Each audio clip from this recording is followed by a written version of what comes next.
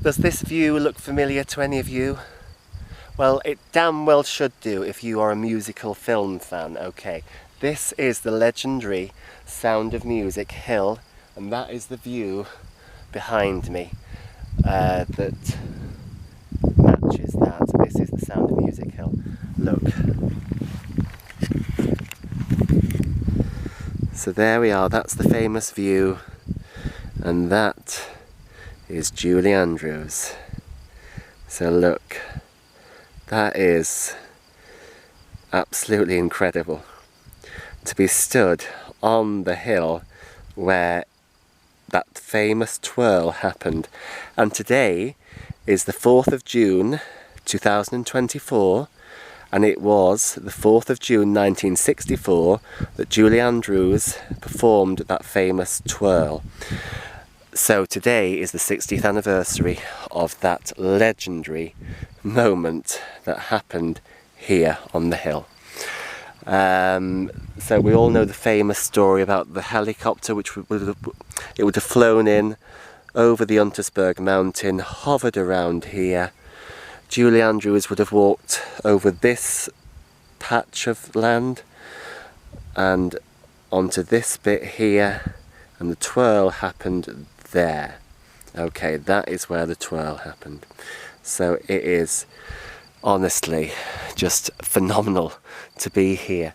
You know, just to explain, this is a ski lift which goes all the way down to the other side of the hill, down into the valley. That wasn't here 60 years ago, and this sheep hut wasn't there 60 years ago either. There aren't any sheep in residence at the moment though. And it's over here actually where the birch trees would have been. We're covered by tarpaulin, and the brook was over that way, a horseshoe shaped brook by the way. And they were both set pieces built here on this hill for the scene and then taken back out again.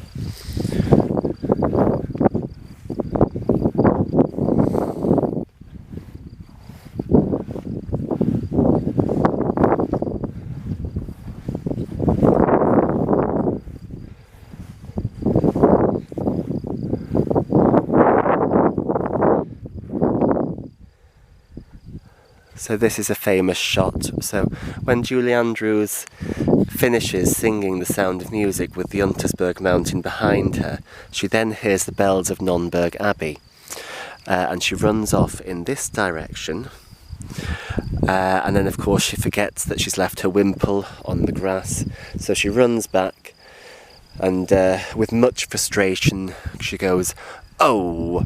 grabs it and runs off down the hill, down the valley here, which actually takes you to a farmhouse in real life, not Nonnberg Abbey. Nonnberg Abbey is about half an hour away from this location, and it's also in a different country, because this is Germany, not Austria. So yeah, the buttercups and the dandelions, it's just so beautiful. It's picture postcard perfect up here. It's absolutely amazing. Now, just to say that the director Robert Wise and the choreographers Marc, Breaux and Peggy Wood, who also were the choreographers for Mary Poppins and in later years Chitty Chitty Bang Bang, very much loved films as well. So yeah, that they would have been camouflaged in this bit of woodland here, which isn't actually on the hill. This bit of woodland is sort of a bit lower down. There's like a tiny bit of a dip. It's interesting really.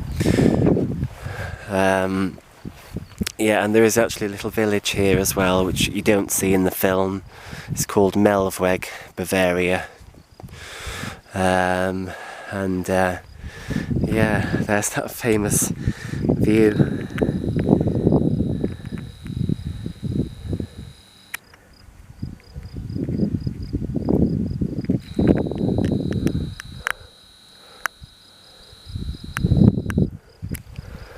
Paul Beeson is the man that we have to thank, by the way, for getting that legendary opening shot. Okay, so yeah, he would have been strapped to the helicopter, which came in kind of crab-like, sideways, and of course, you know, that they got the shot. Now, we all know that very famous story that Julie Andrews has told hundreds of times in interviews, in you know, chats and everything. You know, she's told that story about how the downdraft from the helicopter flattened her into this grass. So just for the fun of it, because we never see that, that's an outtake, but years ago they didn't share outtakes, and they've still never released any outtakes. They might not have them in the archives anymore, I don't know. If they do, please release them for the 60th anniversary of the release of the film next year, please. Like I said, this year is the 60th anniversary of the making of the film. Next year's is the 60th anniversary of the release. Okay, just to make that clear. So just for the fun of it, let's pretend that I'm Julie Andrews. I'm walking along here. So this is the starting point for Julie Andrews. So it's a bit of a walk, as it is in the film. You'll notice she takes a while to get from, you know, this part of the meadow to the sort of centre where she twirls.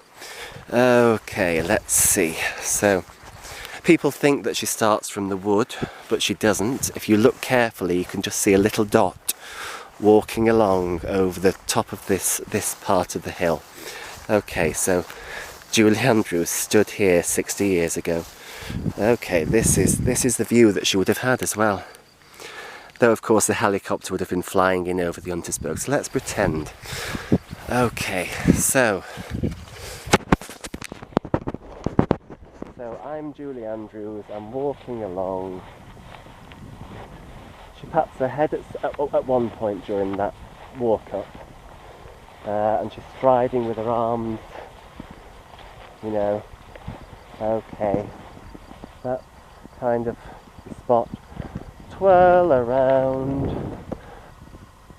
and a deep breath. Now, she didn't sing The Hills Are Alive during that shot, because all she had to do, according to her autobiography homework, was walk along here, twirl, take a deep breath, and that was the take.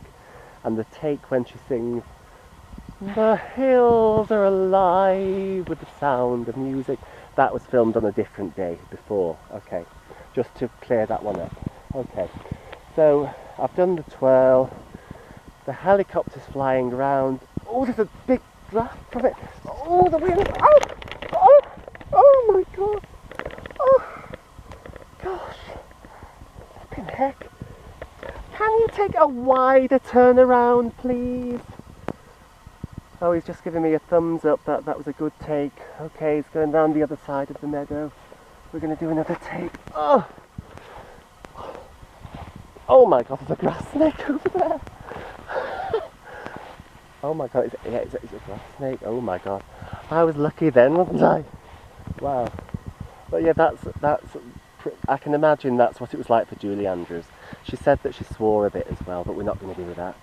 Okay, so there we are. Okay, the legendary Sound of Music hill. Let's get into position, because that property wasn't that in the shot. So yeah, there we go. So that's the legendary Sound of Music hill. 60 years later. And what an honour it is to be the only Sound of Music fan here on the 60th anniversary of the twirl. I'm making history here. What an absolute whopper of a treat. The hills are indeed still alive, and long may they continue to be.